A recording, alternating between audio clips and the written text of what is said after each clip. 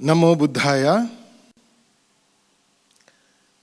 శ్రద్ధావంతులైన ఉపాసకులందరికీ ఈ ఆదివారపు తెలుగు ధమ్మ ప్రవచన కార్యక్రమానికి మైత్రిపూర్వక స్వాగతం. ఈరోజు పుణ్యం యొక్క ఫలితాల గురించి తెలుసుకుందాం. ముందుగా త్రిరత్నాలైనటువంటి బుద్ధ ధమ్మ సంఘాలకు నమస్కరించి ప్రారంభించుకుందాం. నమో తస్స భగవతో అర్హతో సమ్మా సంబుద్ధస్స. నమో తస్స భగవతో అర్హతో సమ్మా సంబుద్ధస్స. నమో తస్స భగవతో అర్హతో సమ్మా సంబుద్ధస్స. బుద్ధం ధమ్మం సంఘం నమస్సామి. తర్వాత మా బడాబంతేజీ ఆచార్య బుద్ధరకిత పద్మాలకు నమస్కరిస్తున్నాను. మా గురుబంతేజీ గారికి పాదాభివందనం. ఈరోజు మనం ఇతి ఉత్తక నుంచి 22వ సూత్రం గురించి మాట్లాడుకుందాం. ఇతి ఉత్తక అంటే ఇలా చెప్పబడింది అని. ఇది మనకి 5వ నికాయ అయినటువంటి ఖుద్దక నికాయలో ఒక పుస్తకం. సాధారణంగా మనకు ఎక్కడైనా సరే ఏవం మే సుతం, నేను ఇలా విన్నాను అని ప్రారంభమవుతాయి. కానీ ఇది ఇలా చెప్పబడింది, భగవాన్ బుద్ధుడు ఇలా పలికాడు అని ప్రారంభమవుతుంది. అట్టకథల ప్రకారం ఈ పలుకులు ఒక దాసి అయినటువంటి ఖుజ్జుత్తర నేను ఇలా విన్నాను అని చెప్తుంది. కోసంబికి రాజు ఉదేనుడు, అతడి రాణి సామావతి ఉంటుంది. ఆ సామావతి రాణి దగ్గర ఈ ఖుజ్జుత్తర దాసిగా పనిచేస్తూ ఉంటుంది. ఇవే ఒకసారి భగవాన్ బుద్ధుడిని కలిసి ధమ్మం విని సోతపన్ను అవుతుంది, చాలా తెలివైంది ఉంటుంది. తర్వాత రాణులందరూ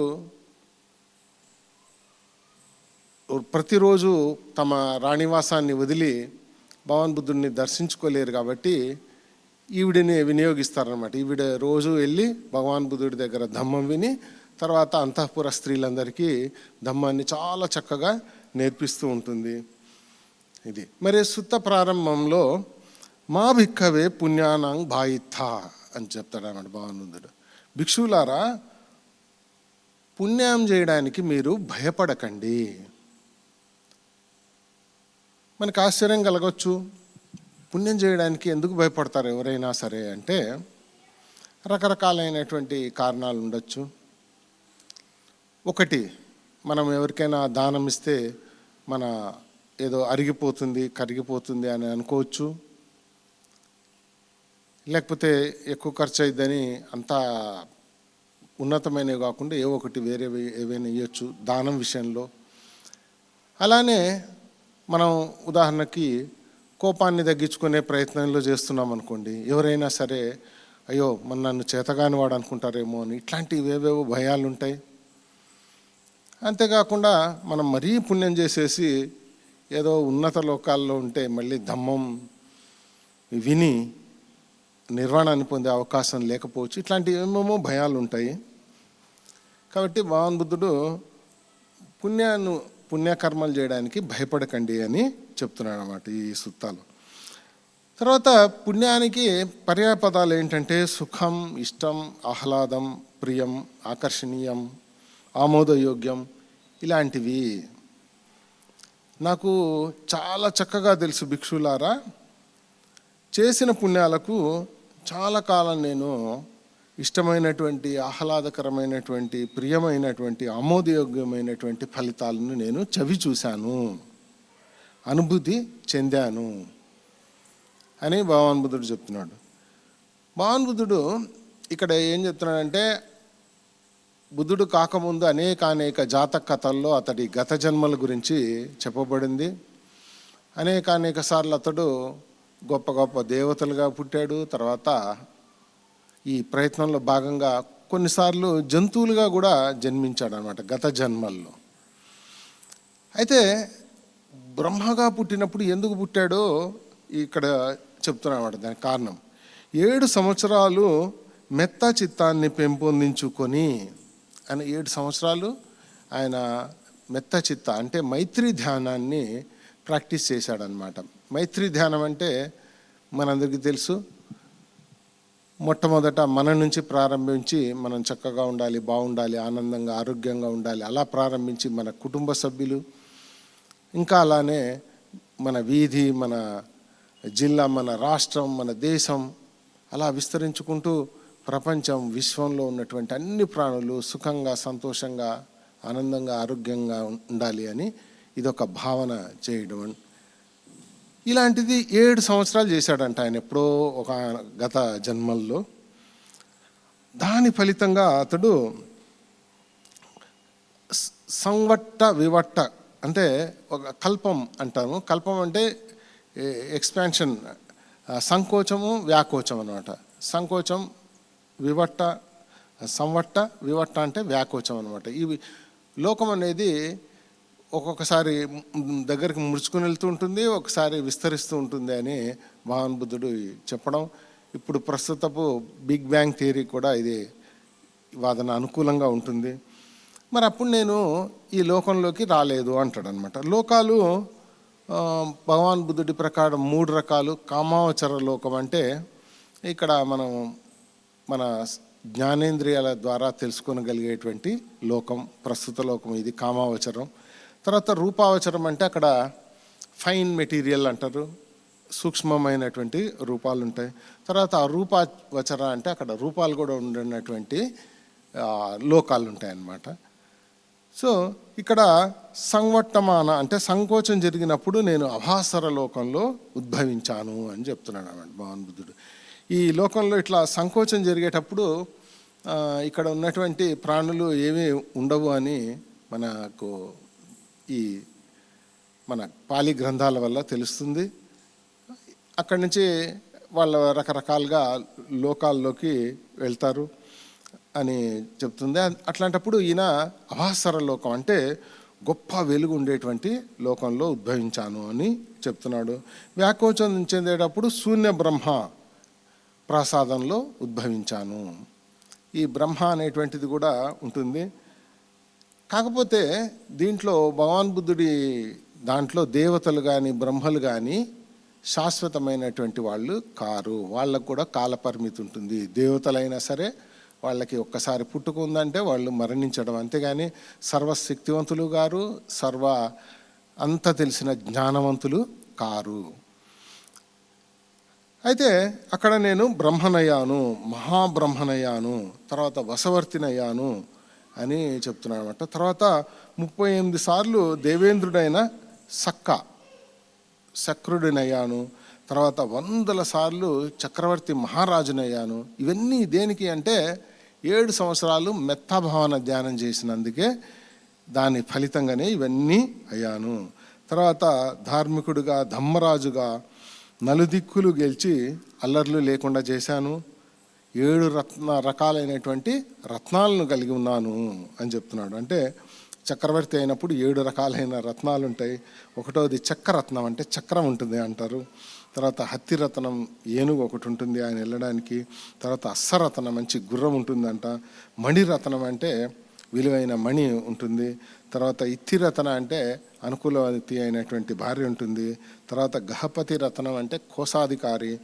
అలాగా పరిణాయ రత్నం అంటే పరిణాయక రత్నం అంటే మంత్రులు, ఇట్లాంటి వాళ్ళు కూడా ఉంటారన్నమాట. 7 రకాలు ఇట్లా చక్రవర్తి. ఇందులో బ్రహ్మ గురించి మనం ఒకసారి అనుకున్నాము. ఈ బ్రహ్మ ఏముంటుందంటే ఈ సంకోచం చెందేటప్పుడు అట్లా బ్రహ్మలోకంలో పుట్టినటువంటి వ్యక్తి పుట్టాడు అనుకోండి, అప్పుడు ఆ మనిషి ఒక్కడే గడుపుతూ ఉంటాడు. అప్పుడు అతనికి కాలం గురించి కూడా అవగాహన ఉండదన్నమాట. అయితే ఒక్కడే ఉండి అతనికి ఒకలాంటి బోర్ కొడుతుంది అన్నమాట. అప్పుడు ఎవరైనా పుడితే బాగుండు అని అనుకుంటాడు. కానీ కాలాంతరంగా మిగతా వాళ్ళు కూడా పుడతారు. అప్పుడు ఆయన ఎలాంటి భ్రమకు గురి అవుతాడంటే, నేను అనుకోవడం వల్లనే పుట్టాను కాబట్టి నేను ప్రజాపతి బ్రహ్మను అని ఆయన అనుకుంటాడనమాట. అట్లా కానీ అతడు కూడా శాశ్వతమైనటువంటి వాడు కాదు. కానీ అనేక కల్పాలు ఉంటుంది ఆయన జీవితకాలం. సో ఇలా ఒక్క 7 సంవత్సరాలు ప్రాక్టీస్ చేసినందుకే ఇన్ని రకాలైనటువంటివి లభించినాయి. ఇంకా మామూలు రాజుగా ఎన్నిసార్లు పుట్టానో లెక్కనే లేదు అని భగవాన్ బుద్ధుడు చెప్తున్నాడు. అప్పుడు నాకు అనిపించింది, ఏ కర్మ ఫలితం వల్ల నేను అలా శక్తివంతుణ్ణి మహానుభావుణ్ణి అయ్యాను అని. అతడు దాని గురించి కాంటెంప్లేట్ చేశాడనమాట బుద్ధుడు అయిన తర్వాత. అప్పుడు నాకు ఇలా తెలిసి వచ్చింది, 3 రకాలైనటువంటి కమ్మల ఫలితంగానే నేను ఇలాగయ్యాను. మొదటిది దానం, రెండవది దమం అంటే అణిచివేయడం ఒకటి, తర్వాత సంయమనం ఓర్చుకోవడం అన్నమాట. ఎవరైనా ఏదైనా మాట అన్నా కానీ ఇది చేసినా కానీ. దమం అంటే మనకి మనసుకు అనిపించినటువంటివన్నీ చేయకుండా మనల్ని కంట్రోల్ చేసుకోవడము. ఈ రకంగా 3 రకాలైనటువంటి వీటి వల్ల నేను ఇట్లాంటి గొప్ప స్థితులను పొందాను అని చెప్తున్నాను అన్నమాట. తర్వాత పుణ్యాలతోనే శిక్షణ పొందాలి. సుఖ పరిణామాలు కావాలంటే పుణ్యం చేయడంలోనే మనం శిక్షణ పొందాలి. దానం, సామరస్యం, మైత్రి చిత్తం పెంపొందించుకోవాలి. ఈ 3 పెంపొందించుకుంటే పండితులు ద్వేషభావం లేకుండా సుఖంగా లోకంలో పుడతారు అని భగవాన్ బుద్ధుడు చెప్పగా నేను విన్నాను అని కుజుత్తర తన రాణివాసపు స్త్రీలకి వివరిస్తుంది అన్నమాట. కాబట్టి పుణ్యం చేయడానికి భయపడకూడదు. ఒక్కసారి చూడండి, ఇట్లాంటి ఇంకొక సుతలో కూడా భగవాన్ బుద్ధుడు చెప్తాడు, ఒక్క క్షణమైనా సరే మనం దీన్ని ప్రాక్టీస్ చేయాలి. మైత్రి భావన అనేది చాలా చాలా ముఖ్యమైనటువంటి ధ్యానం. సాధారణంగా అందరూ అనుకుంటారు ఇది మాంకులకు మాత్రమే అవసరము, అందరూ బాగుండాలనుకోవడము మనకెందుకు అనుకుంటారు. కానీ కాదు, గృహస్థులకే ఇంకా ఎక్కువ అవసరము. ఎందుకంటే వాళ్ళ కుటుంబ సభ్యుల మధ్యలో ప్రేమానురాగాలు ఉండాలంటే ఈ మైత్రీ ధ్యానం అనేది చాలా ముఖ్యం. అలానే వాళ్ళు ఉద్యోగాలు ఇలా చేస్తున్నప్పుడు కూడా అక్కడ పని వాతావరణంలో, ఆఫీస్లో కానీ కర్మాగారాల్లో కానీ వారి అందరి మధ్య సహృదయ భావం ఉండాలంటే మైత్రీ ధ్యానం అనేది చాలా చాలా ముఖ్యమైనది. కాబట్టి ఒకలా చెప్పాలంటే మాంక్స్ కూడా వ్యర్థం అనట్లేదు, మాంక్స్ కన్నా ఎక్కువ గృహస్థులకు చాలా ఉపయోగపడుతుంది. ఎందుకంటే వాళ్ళు అనేక మాంక్సులు అయితే ఒక ప్రత్యేకమైన పరిస్థితుల్లో ఉంటారు. వాళ్ళు మిగతా వాళ్ళతో కలిసే అవకాశం తక్కువ ఉంటుంది, గొడవ పడే అవకాశాలు చాలా తక్కువ ఉంటాయి. కాకపోతే అనునిత్యం మిగతా రకరకాలైన ప్రజలతో కలిసేటువంటి ఇది ఉపాసకులైనటువంటి గృహస్థులకే ఎక్కువ అవకాశం ఉంటుంది. కాబట్టి వాళ్ళు ఎక్కువ దీన్ని ప్రాక్టీస్ చేయాలి. ఇది కాబట్టి పుణ్యం చేయడానికి భయపడద్దు అని భగవాన్ బుద్ధుడు చెప్తున్నాడు. అలానే ఒక్కసారి ఈ మైత్రి ధ్యానం చేస్తే ఇన్ని రకాలైనటువంటి ఫలితాలు ఉంటాయి. మీరు అనుకోవచ్చు దీంట్లో మరి ఇన్నిసార్లు పునర్జన్మ అంటే ఇదేంటి, దీనికి వ్యతిరేకంగా ఉంది కదా అనుకోవచ్చు. కానీ భగవాన్ బుద్ధుడి ప్రకారం మన చిత్త ఉంటుంది కదా, చిత్తం అంటే మనస్సును మనము పెంపొందించుకుంటే ఉన్నతమైన స్థితిలోకి వెళ్తుంది. లేదా మనం పశువుల్లాగా ప్రవర్తిస్తున్నాం అనుకోండి, అప్పుడు కింది స్థాయికి కూడా వెళ్తుంది అనమాట. అప్పుడు కింది స్థాయికి వెళ్ళినప్పుడు అక్కడ మరణిస్తే తత్సమానమైనటువంటి లోకంలో పుడతాం. ఉన్నత స్థాయికి మన మనసును పెంపొందించుకుంటే అక్కడ మరణిస్తే మనం ఉన్నత స్థాయిలో ఇది జరుగుతుంది. అంతేగాని ఇంకోటి ఇదే చిత్తమే కూడా కాదు. దీనికి ఉదాహరణ చెప్పాలంటే ఒక అల వచ్చి ఎగిరి పడింది అనుకోండి. ఎగిరి పడినప్పుడు దాని ప్రభావం వల్ల ఇంకొక అల ఉత్పన్నం అవుతుంది. ఈ అల రెండు ఒకటి కాదు, కానీ దీని ప్రభావం వల్లనే ఇంకొకటి ఉత్పన్నమైంది. ఇది భగవాన్ బుద్ధుడి సందేశం.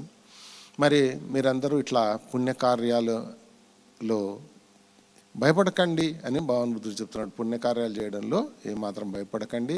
ఇవన్నీ మనకి నిర్వాణం మనం కోరుకున్నప్పుడైనా సరే ఇవన్నీ కూడా మనకి సహకరిస్తాయి. ఇవి వృధాగా ఎప్పటికీ పోవు. ఒక్కసారి ఇట్లా ప్రయత్నం చేసినప్పుడు అది నిష్ఫలంగా పోయే ప్రశ్నే లేదు. అది తన అనుకూల ప్రభావాన్ని చూపుతుంది. మరి మీరంతా అట్లా పుణ్యకర్మాలు చేసి తర్వాత నిర్వాణ పదంలో ముందుకెళ్ళాలి. అలా ధమ్మ మార్గంలో ముందుకెళ్ళి అంతులేని సుఖశాంతులను పొందాలి. మీ అందరికీ సుఖమగుగాక. భవతు సబ్బమంగళం. మైత్రి భావనతో ఈ కార్యక్రమాన్ని ముగిద్దాం.